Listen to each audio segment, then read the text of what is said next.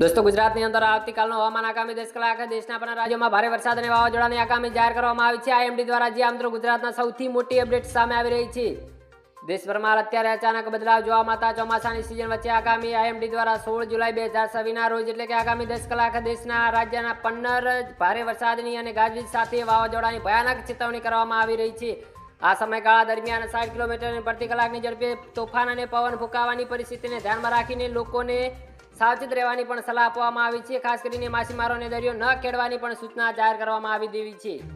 હવામાન વિભાગના આગામી મુજબ દેશના પણ રાજ્યોમાં વરસાદી માહોલ જોવા મળી શકે છે તેવી આગામી જેમાં દિલ્હી, ઉત્તર પ્રદેશ, બિહાર, રાજસ્થાન, મધ્યપ્રદેશ, ઝારખંડ, પશ્ચિમ બંગાળ, સિક્કમ, આસામ, હિમાચલ પ્રદેશ, ઉત્તરાખંડ, મેઘાલય અને મણિપુર જેવા વિસ્તારોનો સમાવેશ થાય છે।